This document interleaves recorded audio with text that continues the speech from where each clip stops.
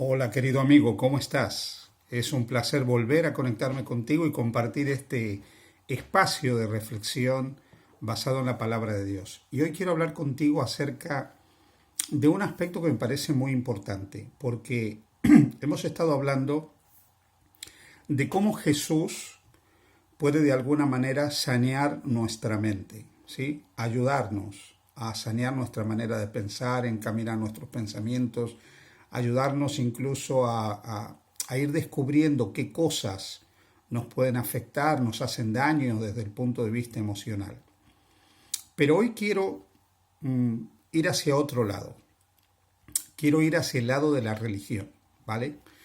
Porque muchas personas cuando creen en Jesús cambian una adicción por otra. Voy a decirlo de esta manera. Hay muchas personas que son adictas a algo. Adictas a la comida, adictas a medicamentos, adictas a psicofármacos, a drogas, etcétera. Pero cuando conocen a Jesús cambian esa adicción por la adicción de la persona de Jesucristo. Si el fenómeno religioso en la vida personal no es bien encausado, esto también puede ser un factor de desajuste emocional. Y es por eso que yo quiero hablar contigo de este tema, que me parece realmente muy importante. Mira, los hijos de Dios hemos sido redimidos por Jesús para vivir con dignidad. Nunca nos olvidemos de esto, con dignidad. Hay un pasaje en el libro del profeta Isaías, capítulo 43, en el versículo 4, donde dice, porque a mis ojos fuiste de gran estima, fuiste honorable y yo te amé. ¿Recuerda este texto? Habla de alguien de gran estima a los ojos de Dios, honorable y amado por Dios. Así que nosotros aquí encontramos tres componentes que son muy importantes de la autoimagen personal y del valor de una persona. A los ojos de Dios, una persona es honorable, tiene honra, es estimada, tiene un peso ante Dios, es valorada por Dios, es de gran estima, es como un tesoro y es amada por Dios. Lamentablemente muchas veces nosotros hemos utilizado la religión, y cuando digo nosotros me siento tristemente parte de la realidad que el cristianismo ha vivido, y no solo el cristianismo, también otros movimientos religiosos a lo largo del tiempo. ¿Cómo puede ser que uno llegue a desvirtuar este mensaje de Dios de que somos estimados, valiosos, amados, y se pueda producir la degradación de la persona, la degradación de la religión, al punto que se termine haciendo daño a otro que no piensa como uno? Recientemente hemos visto cómo radicales islamistas, no digo musulmanes, conozco musulmanes que aman a Dios y son personas de paz, estoy hablando de radicales, de terroristas que en el nombre de Dios dañan y maltratan. Pero ha habido terroristas cristianos a lo largo de la historia que en el nombre de Dios también han maltratado y han dañado. Fíjate por un momento, me gustaría hablar contigo de Fray Luis de Torquemada, por un momento. Fue inquisidor general del Reino de España desde el año 1483. Él es el creador de lo que se llama el proceso inquisitorial, que permitía acusaciones anónimas, interrogatorios bajo tormento a las personas, aplicación de penas al hereje como la hoguera, por ejemplo, perseguía toda disidencia religiosa, tuvo una obsesión contra todos aquellos que no pensaban como él, trataba de destruirlos, especialmente fue el gran precursor, el gran inspirador de la expulsión de los judíos de España. Pero sorprendentemente, y esto es muy interesante, Torquemada tenía sangre judía, a pesar de que era de origen judío y pertenecía a una familia de judíos conversos. ¿Qué llevó a este hombre finalmente a hacer tanto daño en nombre de Dios, en nombre de la verdad, en nombre de la fe? Lamentablemente, el problema no está en el mensaje de Jesús, está en la mente de aquellos que a veces han interpretado equivocadamente el mensaje de Jesús. Quiero que escuches esta declaración escrita por una autora cristiana, Ellen White, en el año 1889. Ella dice, los hechos eran claros, la luz no había menguado, pero la obra de Cristo había sido interpretada por diversas personas de acuerdo al estado de sus mentes. Y ahí donde radica el problema. Cuando la mente está desequilibrada, se interpreta de manera desequilibrada también el mensaje de Dios. Por eso es que aunque parezca increíble, es importante tener una buena salud mental para tener una buena salud religiosa. Hay que sanear la mente para tener una religiosidad correcta, equilibrada, adecuada, centrada en el bien hacer, en lo bueno, y no que se transforme en una religión neurótica. Otra declaración de la misma autora en un libro maravilloso que se llama Mente, Carácter y Personalidad, tomo 1, página 38, dice que si Satanás no puede mantener a las almas atadas al hilo de la indiferencia, los lleva al fanatismo. Y él trabaja, y esto me impacta, porque se trabaja sobre las diversas mentes y las lleva a mezclar sus propias características de carácter con la obra de Dios. O sea, finalmente el problema está ahí. Por eso en una presentación anterior, cuando hablábamos de Pablo, de Saulo de Tarso, dije que él podíamos catalogarlo como una persona que tenía trastornos en la salud mental. De hecho, yo diría que tenía un trastorno obsesivo compulsivo, pero también era un poco sádico. Claro, algunos dicen que es una exageración pensar así, pero ¿qué podemos decir de una persona que puede ver que se está matando a otra persona y no hace nada, incluso casi disfrutando? ¿Qué se puede decir de una persona que se obsesiona con destruir al que no piensa como él y cuando ya no encuentra cómo seguir destruyendo donde está, busca ir a otro sitio para seguir destruyendo?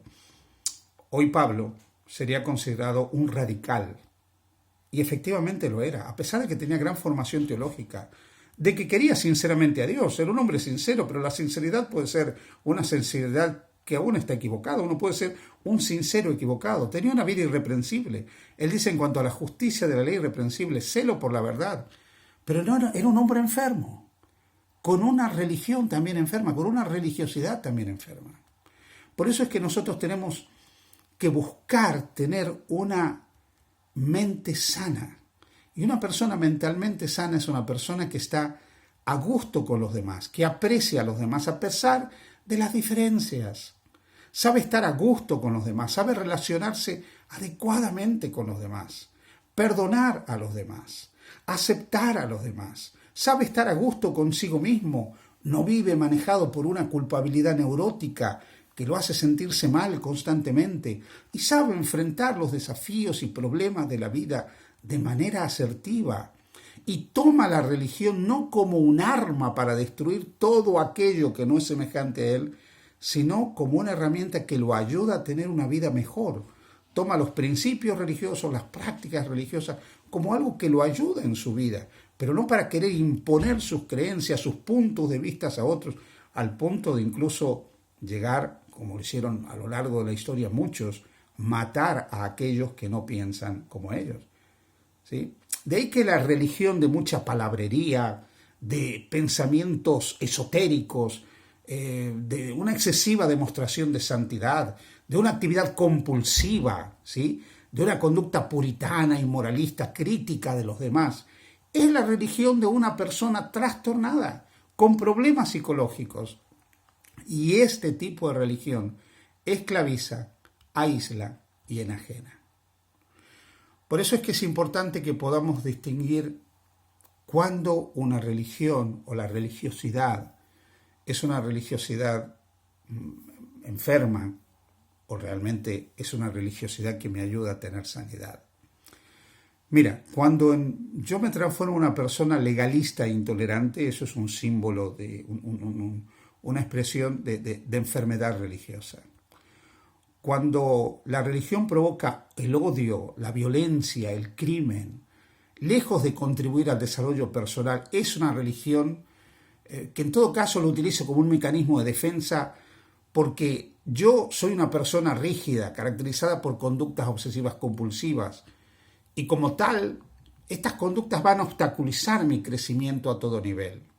Pero lo triste es que cuando yo percibo que otros se interponen en ese crecimiento que yo creo que debo tener basado en mi comprensión rígida y legalista de la relación con Dios, veo a esas personas como un estorbo y me las quiero sacar de encima, porque creo que de alguna manera están obstaculizando el plan y el propósito de Dios. Una persona que es crítica hacia los demás, Una persona que por la crítica termina siendo tan fría que no le importa herir los sentimientos de los demás, está teniendo una religiosidad equivocada, está teniendo una religiosidad malsana.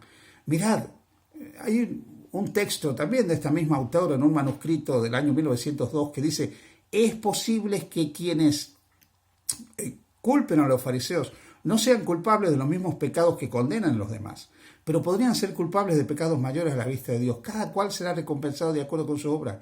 Que los que condenan a los demás se consideren a sí mismos, no sea que terminen siendo condenados por Dios a causa de su fariseísmo. A veces criticamos a otros, pero a veces nosotros somos tan fariseos como otros. Una religiosidad que produce el aislamiento forzoso, que aísla a las personas para que no tengan lazos interpersonales con otros, que te aleja de tu padre, de tu madre, de tu familia, de tus seres queridos, de la sociedad. Es una religiosidad enfermiza. Jesús dijo, yo te pido no que los quites del mundo, sino que los guardes del mal que hay en este mundo. Debemos ser parte de esta sociedad, interactuar con esta sociedad y beneficiar con los valores del Evangelio esta sociedad. Una religiosidad que degrada al otro, haciéndose sentir indigno, magnificando la culpa. Es una religiosidad enfermiza. Una religiosidad que lamentablemente hace que las personas no se sientan dignas, que te estanca porque no te ayuda a crecer de ninguna manera.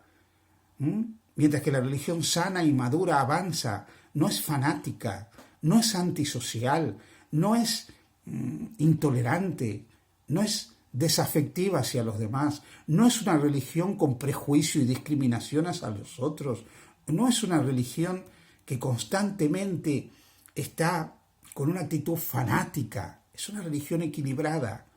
Por eso es que nosotros tenemos que buscar conectarnos a Jesús para que Él nos haga vivir el equilibrio espiritual que necesitamos. Solamente cuando nosotros hacemos de Jesús nuestro modelo de conducta, de palabra, de amor, nosotros tendremos una religiosidad auténtica. Jesús es aquel que me puede permitir a mí tener una religiosidad correcta. Ponte en las manos de Jesús. Tómalo como tu modelo. Mira qué amor tenía Él para tratar a todos, aún a los que lo trataban mal. Mira el carácter de Jesús y procura en tu vida tratar de reproducir esos atributos que eran propios de Jesús. En la medida que seamos imitadores de Cristo, nosotros tendremos una religiosidad sana. Feliz día junto a Jesús.